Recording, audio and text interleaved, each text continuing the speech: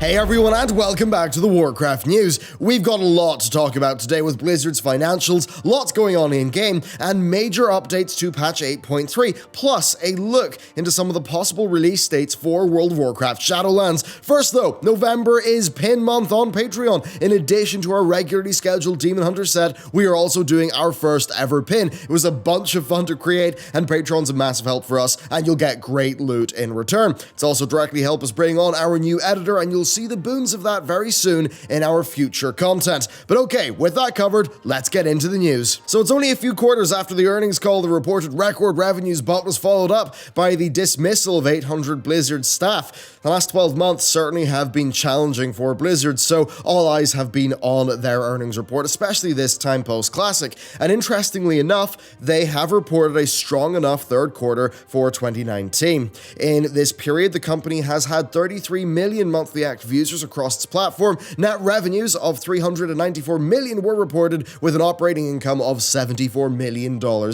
Q3. Ultimately, reporting lower revenues than last year on the year-on-year basis, because of course the same period last year was the Battle for Azeroth launch, and well, that was pretty hard to beat. Now, the launch of Classic has been really held up as a driving force for their surge in user engagement, with it being, they said, the most significant quarterly subscription increase in the game's history. All of its history.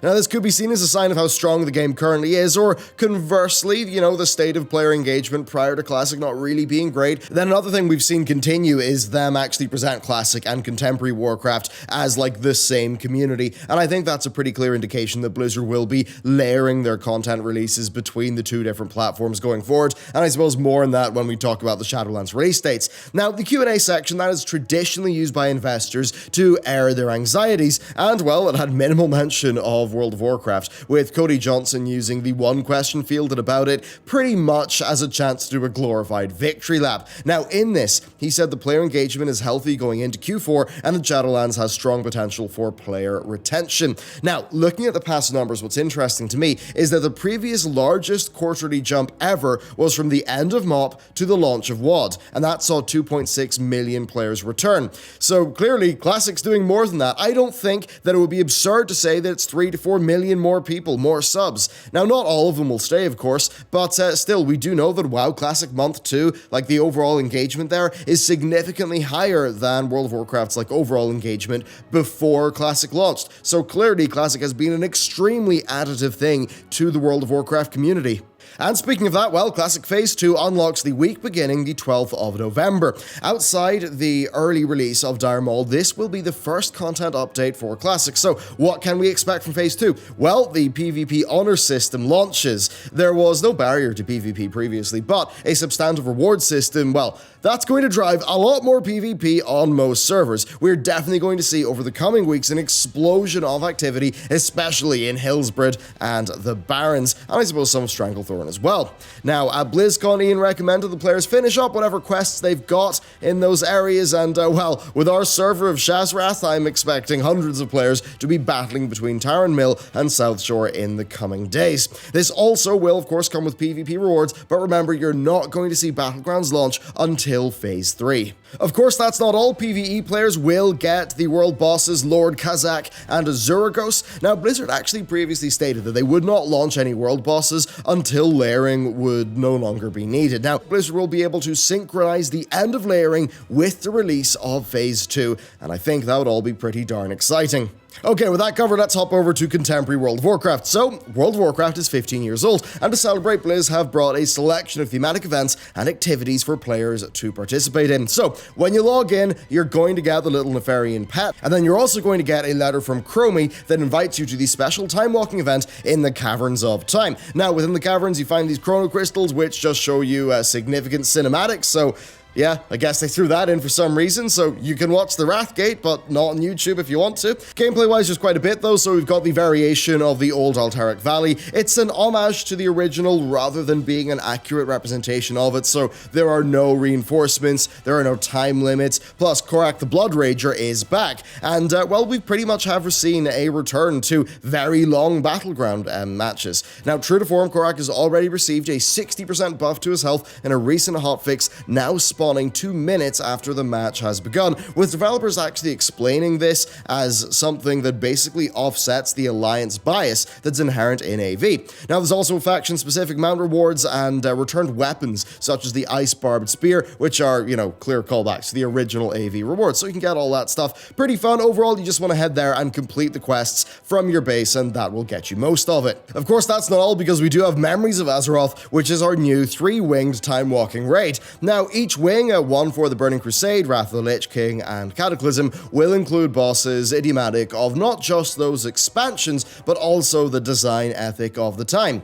This can be incredibly cinematic, with Chromie fitting you in the wider context of each encounter, and it certainly does show how far Blizzard has come. And I feel sometimes a little bit intentionally with the way that they weave sort of modern systems, say like the gold portals, or maybe the new transitions or the sound files with old visuals and mechanics. I think it's the most notable in encounters like Archimonde, with his voice lines not aging super well and his mechanics feeling a little bit static. However, raiders who fought these bosses while they were relevant, well, they might enjoy this event less, because it's only certain phases of each encounter, and the transitions cut away from the fight with little notice. There are a few other questionable aspects here, such as it only being available through LFR. The generally chaotic nature of LFR means that bad positioning on, say, Lich King's Defile will just cascade into a wipe, and that'll reset the entire raid back to the first boss, Hygen, which I don't think's massively fun. Of course, though, the Memories of Azeroth raid has eye level 420 loot rewards, so, and of course they can Titan Forge to be like heroic raid level gear, and that includes for weapons, so people will do it. Now, with this event going on for 3 months, I think players are going to be getting a lot of that easy 420 loot, and it does jump you up a few steps in terms of item level progression, and it seems like it's an incentive to keep players on contemporary servers. Now, speaking of incentives, well, completing the old raids will give you the Obsidian Worldbreaker mount. I think a very fitting celebration for the 15th anniversary, but still, the ease of acquisition, I do think it kind of makes it feel like more of a participation trophy. That said, the anniversary event does have more reasons to stay logged in, with a potential 75 boost to rep acquisitions on the first weekend. So basically, it's World Quest week, so that's 50%. Then there's the anniversary buff, that's a 15% boost to both rep and experience gain, and that's active until January. Then add to that the carousel bonus from the Dark Moon Fair, and yeah, you could be getting a 75% rep bonus plus a 25% XP bonus. Great for leveling your alts, great for getting Pathfinder if you haven't really done that yet, so there's that. Now, the Dark Moon Fair will be returning in December and in January, so there'll be 2 more opportunities to really maximize the stacking of those boosts. Then a few things to round out the anniversary event. Players can get the Spellstone Delight. Now, this is pretty crazy. It's a purchasable item that gives you 100% move speed outside of instances for 30 seconds, and to be honest, it seems absurdly good. I'll be stocking up on like half a bank full of them, but it would be nice to get clarification from Blizz as to whether they will persist outside of the event. Then, the overtuned Corky Goggles, they're back. I'm sure that will appeal to certain sections of the player base. Then next up, patch 8.3. This has been confirmed to be launching early 2020, and this will be over the consistent 3-month patch cycle they normally want, with Rise of Ashara then launching on the 25th of June, and 8.2.5 feeling very light content-wise. We're 7 months between significant content patches. Now, with the anniversary event ending in January, that would all hint at a post-Christmas launch, and it certainly seems like the 15th event is lasting for so long because it's the main thing that'll be holding the fort till the late release of 8.3. So, discounting a potential patch 8.3.5, we may be looking at least a further 7 months after 8.3 till Shadowlands' launch, and that's if it launches in August, which it really doesn't seem like it will. Personally, I'm expecting September or October, maybe even November. So with 8.3 being a bit light in new content, I think it's going to be a pretty long wait for modern-only players, but if you're into Classic, then I think there'll probably be a lot to do as Blizzard roll out those phases. But overall though, yeah, it seems like the mistakes of BFA knocked them back, and they just have to wait until the 8.3 reception comes in till they can make a lot of major decisions for Shadowlands. Anyway, with that covered, let's actually talk about 8.3. So the Dungeon Journal has been updated, and it now hosts details of the N'Zoth encounter. The most iconic set of fights begins with Il'gynoth, who has, he's encouraged so much lore speculation from me anyway, over the last while, so it's that, through to the carapace of N'Zoth, which is just a big mass of flesh and tentacles tentacles, and it actually does have the potential to be a satisfying representation of an old god, like a literal mountain of void and flesh. Then finally, we encounter the old god himself. Players will have a sanity bar for the fight, that will have cascading mechanics be worked into it. If a player goes insane, they're going to receive the gift of N'Zoth, again I guess, doubling their health and damage, but after 20 seconds, they will become a servant of N'Zoth for the remainder of the fight, so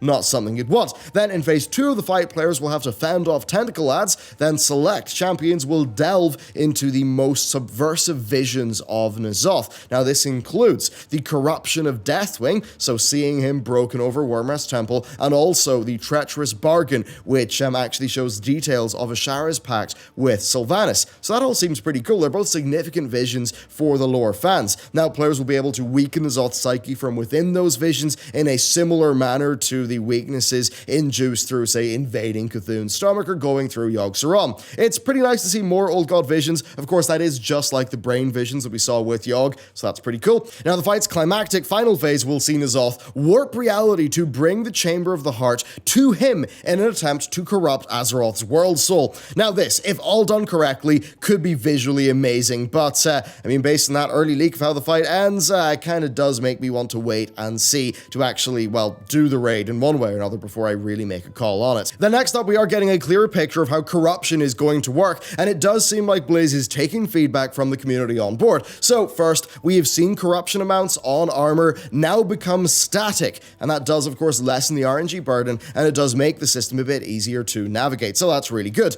Then the positive crit damage affix has been nerfed by around 50%. That was a massive source of balance complaints, and it's good they've done that. Then I think, and most interestingly, we've seen new weapons on the PTR that have a guaranteed corruption level. Now this means that to use these powerful weapons, you will have to deal with the grasping tendrils and corrupted zone debuffs. Now that said, they will each have potent effects that will make them worth that corruption. Now we've then also seen our first Ny'alotha Azerite trait, Heart of Darkness, which benefits, the benefits of which will only unlock after a certain threshold of corruption. Now in line with all that stuff, the Legendary Cloak now has a corruption resistant stat. So at rank 1, it's +5. That means that if you've got 20 corruption, then your net corruption would be 15. So it seems like the goal here is to steadily increase player power by increasing the amount of corruption that they can remove through that resistance through their Legendary Cloak. Now this essentially will act as a continual nerf to content, somewhat like how Titan Forging steadily increased player power over time, but I suppose in a bit more of a controlled fashion.